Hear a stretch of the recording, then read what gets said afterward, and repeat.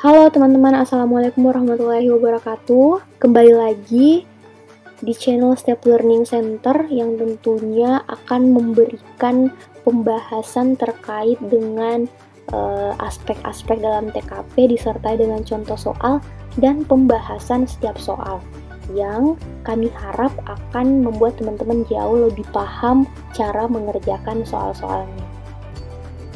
Nah, teman-teman, sebelum kita membahas soal terkait dengan aspek anti-radikalisme, teman-teman jangan lupa untuk menyaksikan video-video yang lain, karena video yang lain kita membahas dari setiap aspek yang ada di TKP disertai dengan contoh soal dan pembahasan di setiap soalnya.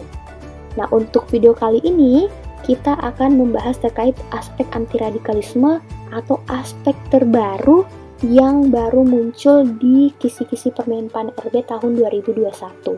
Jadi kalau di 2019 kemarin ada 5 aspek, nah di 2021 ini menjadi 6 aspek dengan aspek tambahan aspek anti-radikalisme. Nah, sebelum kita lihat contoh soalnya, kita harus tahu dulu nih, anti-radikalisme itu apa sih? Jadi anti-radikalisme itu adalah gerakan anti kekerasan yang biasanya gerakannya berdasarkan sila-sila Pancasila yang sangat menentang adanya sebuah radikalisme atau gerakan perpecahan antar bangsa. Jadi intinya supaya teman-teman anti radikal, jadi apapun yang teman-teman lakukan itu sebaiknya berdasarkan pada sila-sila Pancasila.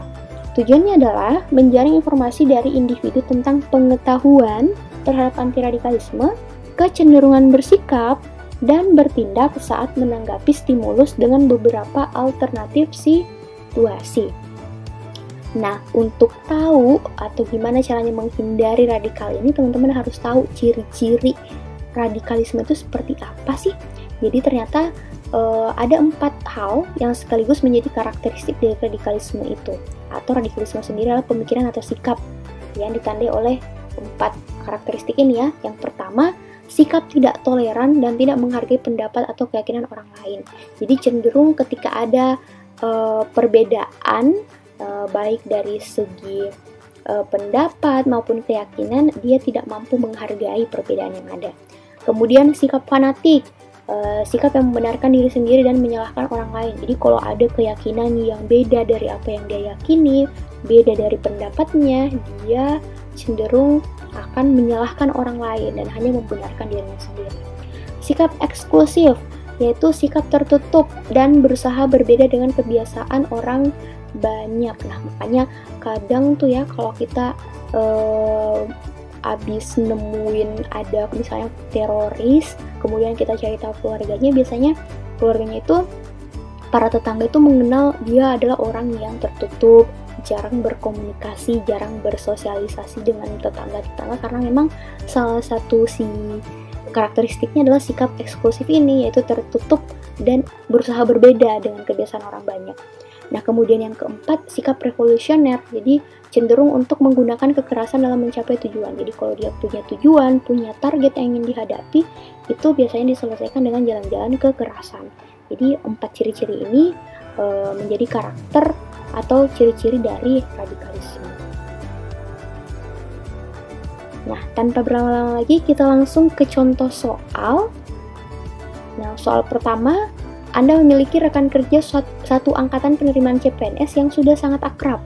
Ternyata, saat upacara peringatan kemerdekaan tanggal 17 Agustus, Anda melihat rekan Anda ini tidak melakukan hormat bendera saat momen penghormatan kepada bendera merah putih. Sikap Anda adalah melaporkan kepada atasan dan direktur agar rekan tersebut segera dipanggil, melaporkan dan mengusulkan kepada atasan agar rekan kerja tersebut diberikan pembinaan ideologi Pancasila, mendukung rekan kerja Anda karena menghormati bendera adalah togut, mendiamkan karena hal tersebut merupakan kebebasan berekspresi, langsung menelpon pihak berwajib. Oke, silakan coba teman-teman pilih jawabannya dulu.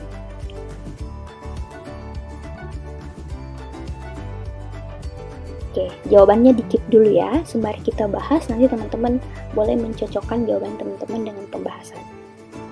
Jadi posisinya di sini Anda adalah Anda memiliki rekan kerja satu angkatan penerimaan CPNS yang ternyata sudah sangat akrab. Nah, di sini posisinya rekan kerja itu tidak hormat saat momen penghormatan kepada bendera merah putih. Nah, sikap Anda apa?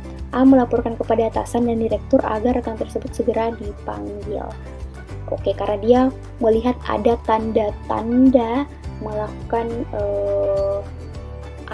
hal-hal yang berbeda dari kebiasaan orang, karena kan apalagi kita sebagai rakyat Indonesia, kalau misalnya momen misalnya hormat bendera gitu ya, apalagi tanggal 17 Agustus proklamasi kemerdekaan, itu sebaiknya kan hormat. Nah, di sini dia tidak hormat, jadi ada hal yang berbeda yang dilakukan. Oke, A ini melaporkan, kita keep dulu A. Dia melaporkan mengusulkan kepada atasan agar rekan kerja tersebut diberikan pembinaan ideologi Pancasila. Oke, karena di sini posisinya adalah dia teman kita kenal dia. Jadi kalau A ini langsung segera dipanggil tanpa ada solusi itu dipanggilnya buat apa? B ini jauh lebih efektif ya, karena dia dilaporkan dan diusulkan agar diberi pembinaan ideologi Pancasila. Jadi jauh lebih positif arah solusinya. C, jadi kalau dibanding A, B ini A kurang efektif ya. C, mendukung rekan kerja Anda menghormati bendera atau togut. Nah, dari kecenderungan bersikap malah dia menyetujui dan bahkan menganggap bahwa hormat bendera itu adalah togut atau seolah-olah menduakan Tuhan gitu ya kalau dia hormat bendera. D, mendiamkan saja karena hal tersebut merupakan kebebasan berekspresi. Mendiamkan, sementara di sini ada bukan hal aneh ya, hal di luar kebiasaan yang terjadi. Jadi kalau mendiamkan saja di sini posisinya kurang efektif. Langsung menelpon pihak berwajib. Oke, ini kan belum ada tindakan kekerasan yang membutuhkan pihak berwajib pada saat itu, jadi kurang efektif juga dan cenderung ekstrim nih kalau langsung melaporkan ke pihak berwajib. Bisa jadi masalahnya yang seharusnya dapat diselesaikan dengan baik malah jadi lebih besar. Jadi di sini poin paling tinggi memang betul ada di Bravo, kemudian Alpha 4, Error 3, Delta 2, Charlie 1. Oke, semoga jawabannya teman-teman benar ya tadi. Nah, teman-teman siap? Kita lanjut ke soal berikutnya. Soal kedua, kemarin Jumat sore wilayah tempat tinggal Anda diterpa hujan badai. Akibatnya gereja dekat rumah Anda mengalami kerusakan pada bagian atap bangunan. Oleh karenanya, hari ini pihak gereja akan merapikan area gereja dari puing-puing bangunan agar tidak mengganggu ibadah di hari Minggu. Sebagai bagian dari lingkungan tersebut dan tidak memiliki agenda di akhir pekan, apa yang akan Anda lakukan? A. Mensuplai alat-alat yang dibutuhkan oleh gereja untuk merapikan puing-puing akibat badai, menyampaikan simpati kepada pihak gereja dan para tetangga yang beragama Kristen atas musibah yang menimpa gereja. Menyebarkan informasi tersebut kepada tetangga saya yang lain yang sempat untuk membantu gereja.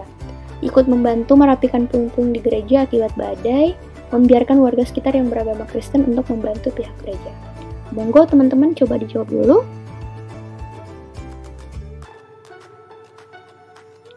Oke, jawabannya silahkan di-keep ya.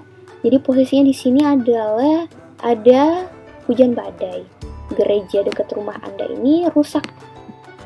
Nah, hari ini pihak gereja akan merapikan puing-puing bangunan agar tidak mengganggu ibadah di hari Minggu. Nah, karena Anda bagian dari lingkungan tersebut dan juga tidak punya agenda lain di akhir pekan, apa yang akan Anda lakukan? A. Mensuplai alat-alat yang dibutuhkan oleh gereja untuk merapikan puing-puing akibat badai. Oke, jadi dari segi toleransi, kemudian keinginan untuk membantu gitu ya, ikut membantu ini ada di A. Oke, kita keep A. Menyampaikan simpati kepada pihak gereja dan para tetangga yang beragama Kristen atas musibah yang menimpa gereja. Oke, karena ini posisinya di sini dia gereja akan merapikan gitu ya. Kalau hanya menyampaikan simpati, ini kalau dibanding Alpha ini jauh lebih efektif ya, karena ada bantuan diberikan. Jadi tindakan. Kalau simpati kan biasanya hanya dalam bentuk kata-kata saja, tapi kalau dibanding kata-kata saja tentu dengan adanya tindakan yang dilakukan akan jauh lebih bermakna. Menyebarkan informasi kepada tetangga saya yang lain yang sempat untuk membantu gereja. Oke. Dibanding hanya menyebar informasi, tentu dengan ikut turut membantu di sana akan jauh lebih efektif. Jadi Charlie juga kurang efektif ya. Ikut membantu merapikan puing-puing di gereja akibat badai. A bagus ya, mensuplai alat-alat. tapi pada saat itu yang paling mungkin dilakukan, apalagi di dekat rumah Anda atau di sekitar daerah Anda, lingkungan Anda, dengan ikut membantu, ini akan jauh lebih baik ya, membantu untuk merapikan, karena mensuplai alat-alat bisa jadi alatnya juga belum ada pada saat itu. Jadi yang paling mudah dijangkau pada saat itu adalah di delta ini.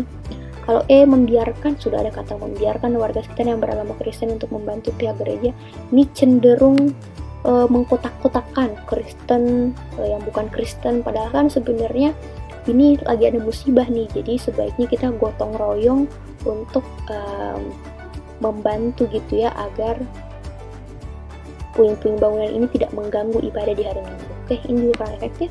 Jadi betul, jawaban paling tinggi poinnya ada di delta. Kemudian diikuti alfa 4, Charlie 3, Bravo 2, error 1. Oke, teman-teman gimana dua soal tadi? Semoga teman-teman sudah berhasil ya untuk menebak dan memilih poin 5-nya yang mana. Nah, kalau teman-teman masih ingin mengerjakan soal, kita next ke soal berikutnya, kita latihan lagi. Jadi teman-teman dengan banyak latihan, saya yakin teman-teman akan jauh lebih mudah mengerjakan soal-soal nantinya ketika tes. Nah, soal ketiga, Anda beserta 3 rekan lain adalah pegawai baru di sebuah kantor pelayanan.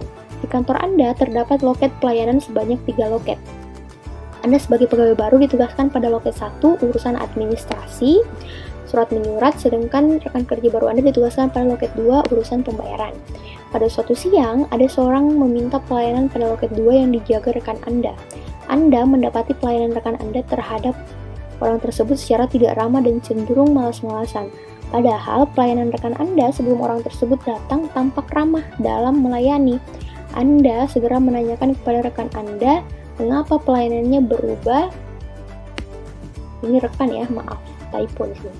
Berubah hanya pada seorang tersebut. Rekan Anda menjawab bahwa seorang tersebut tidak sealiran dengan dia. Sikap Anda melihat peristiwa tersebut adalah A. Membiarkan kondisi tersebut karena Anda juga tidak sealiran dengan seseorang yang meminta pelayanan tadi. B. Mengambil alih pelayanan pada loket 2 yang dijaga rekan Anda dan melayani orang tersebut dengan ramah dan sepenuh hati. C. Mengambil alih pelayanan pada loket 2 yang dijaga rekan Anda dan melayani orang tersebut meskipun dengan terpaksa. D. Mendiamkan saja kondisi tersebut seakan tidak terjadi apa-apa dalam loket pelayanan. E. Memanggil seseorang tersebut dan menginstruksikan untuk pindah ke loket 1 untuk Anda berikan pelayanan. Oke, teman-teman silahkan dijawab terlebih dahulu.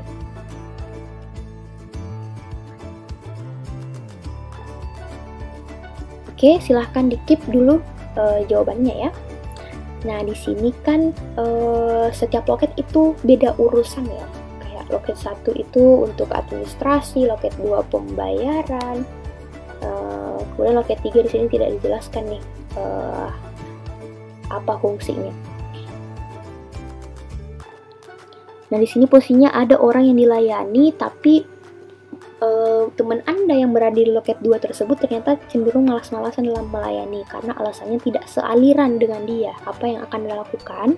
Membiarkan karena Anda juga tidak sealiran. Nah, ini malah sikapnya juga ketika ada yang berbeda dengan dia akan cenderung tidak bisa menghargai. Sementara kan kalau berbicara anti radikalisme, teman-teman harus menunjukkan kemampuan untuk toleransi ya. Jadi ketika ada orang yang berbeda dari Anda, keyakinannya, sukunya, budayanya, agamanya, alirannya, teman-teman harus tetap memperlakukan secara sama ya. Kemanusiaan, kalau berdasarkan Pancasila, kemanusiaan yang adil dan beradab. Nah, kemudian kalau dilihat juga dari segi pelayanan yang kalau teman-teman sudah sempat melihat penjelasan aspek dari pelayanan publik, itu adalah pelayanan harus bersifat adil ya. Adil artinya antara satu orang dengan orang lain itu diperlakukan sama. Jadi alfa ini kurang efektif. B. Mengambil alih pelayanan pada loket 2 yang dijaga rekan kerja Anda dan melayani orang tersebut dengan ramah dan sepenuh hati. Oke, karena dia melihat kecenderungan temannya. Nah, kalau teman-teman pada saat itu baru mau mengedukasi teman Anda, bisa jadi klien dengar, kemudian klien lama menunggu. Jadi sebaiknya dalam kondisi ini teman-teman yang langsung menggantikan untuk memberikan pelayanan. Oke, kita keep B. Mengambil alih pelayanan loket 2 dijabarkan Anda melayani tersebut meskipun dengan terpaksa. Oke, ada kata terpaksa. Kenapa harus terpaksa? Padahal kan dia juga klien kita. Jadi ini kurang efektif ya yang Charlie. Mendiamkan saja kondisi tersebut seakan tidak terjadi apa-apa. Nah, ini kan terjadi apa-apa dengan mendiamkan, artinya Anda pasif. Kurang efektif. Memanggil seseorang tersebut dan menginstruksikan untuk pindah ke loket 1. Nah, tadi kan sudah kita tahu ya bahwa di loket 1 dan loket 2 itu fungsinya beda. Nah, kalau di loket 2 artinya dia punya urusan dengan pembayaran. Kalau teman-teman bawah ke surat menyurat, ini tidak dapat terlayani dengan baik. Jadi jawaban paling tinggi poinnya adalah bravo. Jadi tidak membeda-bedakan dan memperlakukan manusia dengan adil ya. Baik itu dalam si pelayanan maupun nanti di luar pelayanan sebaiknya harus tetap diperlakukan secara adil. Oke teman-teman, tetap semangat mengerjakan soal-soal. Kita next ke soal berikutnya.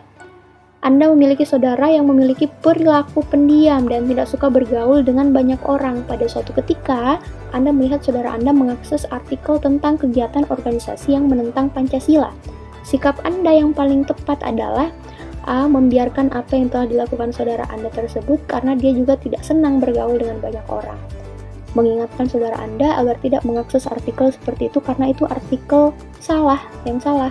Meminta saudara kita agar tidak lagi mengakses artikel tersebut dan memberikan pengetahuan yang bermanfaat tentang rasa cinta dalam mengamalkan Pancasila.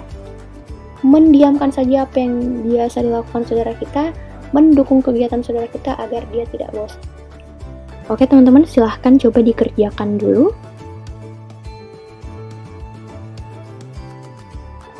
Nah, jawabannya di keep ya. Sembari kita bahas, teman-teman silahkan mencocokkan nanti dengan jawabannya. Jadi posisinya Anda punya saudara yang ternyata dia pendiam dan tidak suka bergaul gitu ya dengan banyak orang. Jadi pada suatu ketika Anda mendapati bahwa dia mengakses artikel tentang kegiatan organisasi yang menentang Pancasila. Jadi ini harus jadi perhatian ya, karena ternyata artikel yang dibaca itu menentang Pancasila. Sikap Anda membiarkan, kata membiarkan, sementara sudah ada kata dia membaca artikel menentang Pancasila, tentu ini kurang efektif. Jadi sebenarnya teman-teman ketika nanti misalnya dalam waktu 100 menit itu teman-teman kewalahan gitu ya dalam mengerjakan soal yang 110 soal, teman-teman boleh langsung membaca tidak keseluruhan tapi hal-hal penting saja seperti kayak tadi ini. Kalau membiarkan, tentu kata membiarkan di sini sudah bisa jadi sudah bisa jadi tanda bahwa ini tidak akan jadi poin 5. Kemudian mengingatkan saudara Anda agar tidak mengakses artikel seperti itu karena artikel itu salah. Oke, kita keep. Kalau kayak gini harus dibaca full nih karena dari kata awalnya saja sudah bisa mengarahkan ke poin 5 nih, mengingatkan. Meminta saudara kita agar tidak lagi mengakses artikel tersebut dan memberikan pengetahuan yang bermanfaat tentang rasa cinta dalam pengamalan Pancasila. Oke. Nah, dibanding B dan C ini jauh lebih lengkap karena dia menjelaskan bahwa dia akan memberikan pengetahuan. Jadi selain mengingatkan, dia juga menambah dengan memberikan pengetahuan. Jadi dibanding C, B ini kurang efektif ya. Nah, ini yang D mendiamkan. Nah, tentu kalau kata mendiamkan sudah tidak akan jadi poin tinggi. Apalagi kata mendukung. Sementara kan sudah dikatakan bahwa kegiatannya itu menentang Pancasila. Artinya dari segi sikap Anda mendukung ke arah radikal ini. Jadi jawaban paling mungkin dan memang yang paling memungkinkan itu adalah Charlie ya. Oke, kita lihat opsinya di sini C5, Bravo 4, Alpha 3, Delta 2, Error 1. Semoga seluruh soal yang sudah teman-teman jawab tadi benar ya dan dapat poin 5. Next, kita lanjut ke soal berikutnya. Anda merupakan kepala bagian di instansi pemerintah kabupaten. Anda memiliki banyak bawahan yang mempunyai budaya dan aliran yang berbeda-beda. Saat ini di bidang yang Anda pimpin, ada staf yang Anda curigai sudah terpapar pemahaman radikalisme. Bagaimana sikap yang sebaiknya Anda ambil? Mengusulkan kepada bagian kepegawaian agar memberhentikan saja staf tersebut, mengajak staf tersebut berbicara secara personal dan menanyakan mengenai kecurigaan Anda agar mendapat klarifikasi, menjadikan bahan obrolan di kantor agar staf tersebut meninggalkan pemahaman radikalisme, merapatkan dengan bidang yang lain mengenai tindakan yang sebaiknya diambil, dan kemudian terakhir melaporkan kepada bagian kepegawaian agar kecurigaan Anda dapat ditelusuri dan ditindaklanjuti. Oke, silahkan teman-teman pilih dulu jawabannya. Oke, di sini posisinya Anda adalah kepala bagian ya, jadi pimpinan nih posisinya. Kemudian banyak bawahan yang punya budaya dan aliran yang beda. Nantinya tentu teman-teman akan ketemu dengan hal yang semacam ini dimanapun teman-teman bekerja ya. Kemudian di bidang yang Anda pimpin, staf yang Anda curigai, ada staf yang Anda curigai, masih kita garis bawahi curigai ya, terpapar pemahaman radikalisme. Sikap Anda adalah mengusulkan kepada bagian kepegawaian agar memberhentikan. Nah, ini terlalu terkesan buru-buru pengambilan keputusannya, apalagi ada kata di sini curiga ya. Jadi kalau langsung diberhentikan tanpa bukti yang benar-benar valid, ini akan merugikan pihak yang kita berhentikan tersebut. Mengajak staf untuk bicara secara personal dan menanyakan mengenai kecurigaan Anda agar mendapat klarifikasi. Oke, karena tadi masih curiga jadi dia butuh klarifikasi ya, apalagi dia posisinya pimpinan, jadi punya wewenang gitu ya untuk mengajak ngobrol head to head dengan bawahannya tersebut. Oke, kita simpan B. Menjadikan bahan obrolan di kantor agar staf tersebut meninggalkan pemahaman radikalisme. Oke, kalau kita jadikan bahan obrolan di kantor tanpa langsung klarifikasi ke orangnya, tanpa langsung diskusi dengan orangnya, tentu ini akan jadi isu saja yang menyebar ke staf-staf lain, dan untuk dia meninggalkan pemahaman radikalisme ini kemungkinannya kecil gitu ya jika dibanding Bravo. Jadi ini kurang efektif nih. Merapatkan dengan bidang yang lain mengenai tindakan yang sebaiknya diambil. Oke, nah ini bisa jadi tindakan selanjutnya nih, kalau misalnya ternyata sudah ada bukti atau sudah kuat bukti mengarah ke dia memang terpapar radikalisme, baru kemudian kita rapat untuk menentukan tindakan apa yang akan diambil. Jadi ini juga kurang efektif nih kalau masih posisinya di sini Anda curiga. Melaporkan kepada bagian kepegawaian agar kecurigaan Anda dapat ditelusuri dan ditindaklanjuti. Oke, kalau kita sudah membawa ke eksternal, artinya ini bisa jadi diselidiki secara mendalam nih, tapi karena masih curiga, teman-teman juga sebagai pimpinan posisinya belum yakin bahwa dia benar-benar terpapar, jadi sebaiknya diselesaikan secara internal terlebih dahulu, baru kemudian ke bagian kepegawaian ya.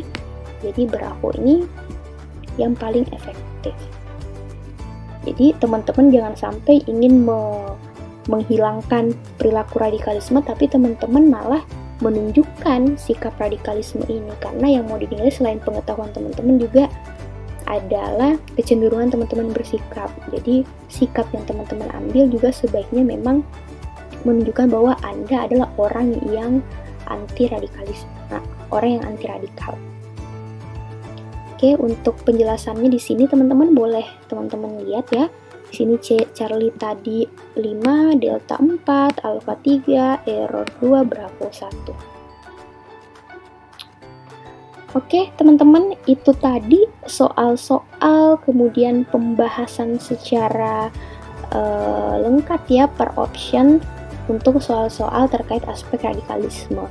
Nah, sekali lagi teman-teman tetap belajar ya, tetap semangat belajar meskipun kita lagi ada di tengah-tengah ketidakpastian nih kapan kira-kira tes akan dilakukan. Tapi jangan jadikan ini sebagai kendala, tapi jadikan sebagai kesempatan untuk teman-teman lebih banyak lagi belajar.